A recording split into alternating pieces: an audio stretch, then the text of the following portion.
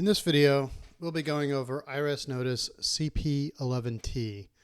This is a tax notice that you might receive from the IRS in which there may be miscalculations that they correct, and as a result, you owe some money to the IRS. So, similar to CP11, we're going to go through this particular notice and see if we can point out exactly what's going on. Let's go ahead and start with the top right-hand corner. There's some important information here. So you'll see the notice number, CP11T.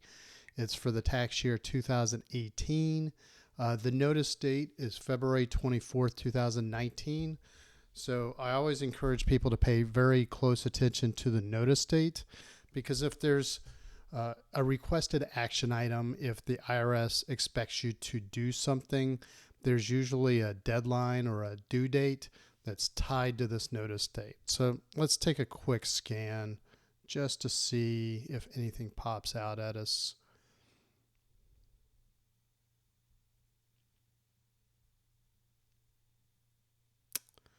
I don't see anything in particular here. Maybe it'll jump out later on. The closest thing that I see is that there is a 21-day timeline, which is pretty close to this March 16th due date. So basically paying within 21 days to avoid future penalties and interest charges. So pay attention to the notice date. And then the second thing that I'll direct your attention to over on the left-hand side, in this case, this is the taxpayer name and address. And I always encourage people to keep their address up to date in their IRS records. It's easy to do normally because when you file your income tax return with a new address, the IRS updates your record automatically. But if you're in between tax returns, or you know that there's going to be some IRS correspondence between now and your next tax return, then you should probably either call the IRS and update your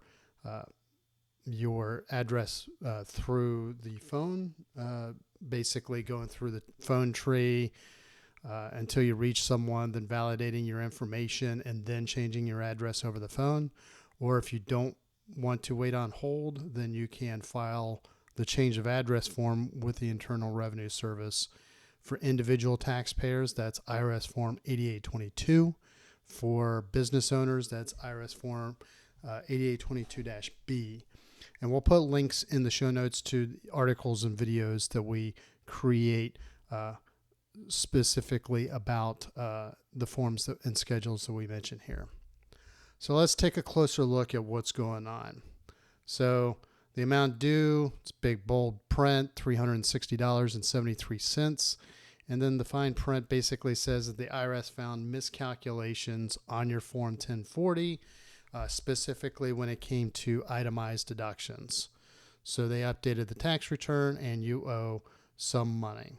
So it looks like the taxpayer originally owed $1,828, made a payment of $1,624. There's a failure to file penalty, which meant that they didn't file on time, and then accrued interest. So when you back out the payments that were made, there's still a balance of $360.73. So if you agree with this assessment, go ahead and pay by the deadline, or else you'll accrue more penalties and interest. You'll see a future notice with a failure to pay penalty attached to it. So you can either pay online, you can mail a check or a money order to the IRS. So if you wanted to pay online, you'd go to this link in the IRS website. If you wanted to pay by check or money order, you would cut out this voucher.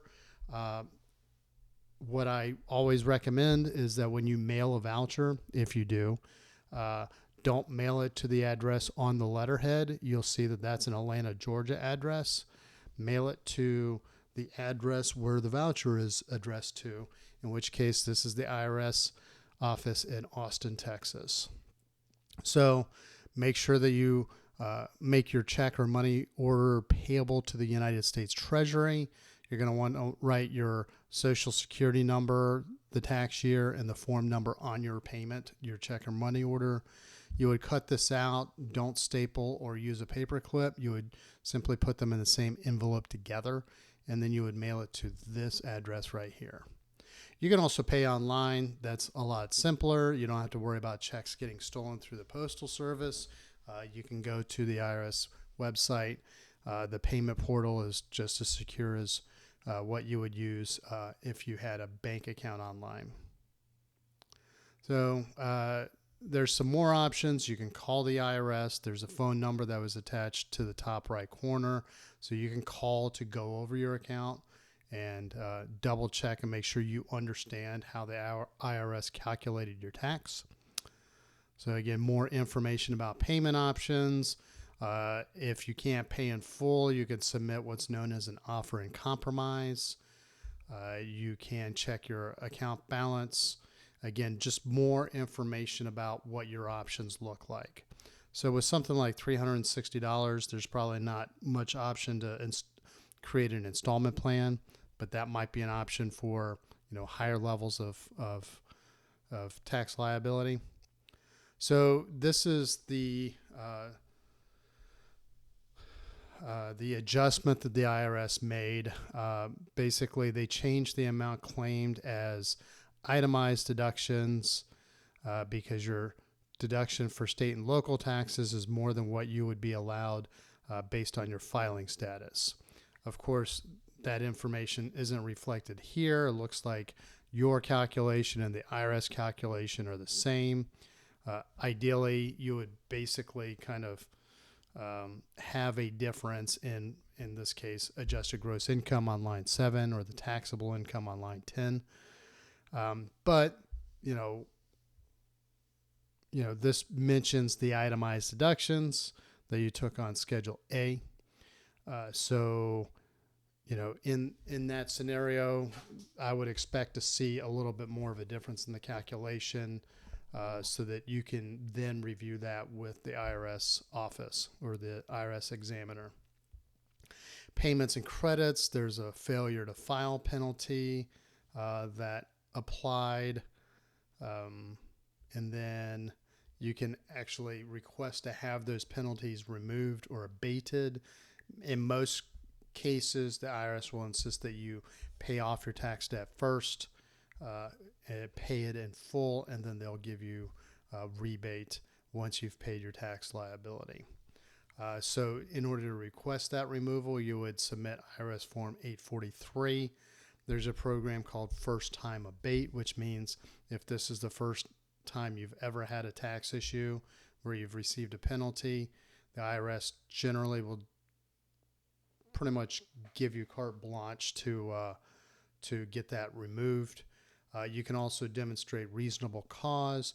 You can demonstrate that you actually requested written advice on a particular tax matter from the IRS, in which you gave them all the information and you received written advice from the IRS, which you used on your tax return, and then they came back and penalized you. That would be a legitimate reason to file IRS Form 843. On the back of this, this basically outlines how the IRS calculates interest over multiple periods. Usually interest rates change on a quarterly basis.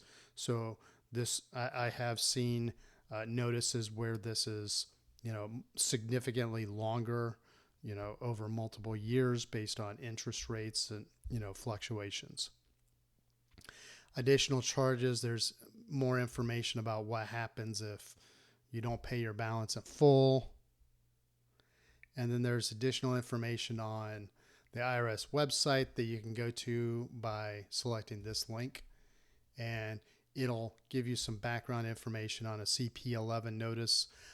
When I was doing research, I couldn't find the difference between a CP11 or a CP11T, but it is on the IRS website. I was not able to find it explained anywhere else on the IRS website or the Taxpayer Advocate Service website or any other website that I normally go to when I'm researching tax notices. So basically, it seems like you know, the guidance for CP11T falls under the same guidance that you would expect to receive with a CP11 notice.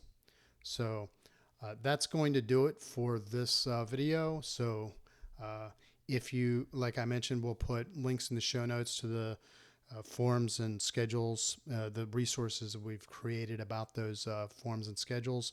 We'll put them in the show notes. So if you like our articles, please subscribe to our newsletter. If you like our YouTube videos, please subscribe to our YouTube channel.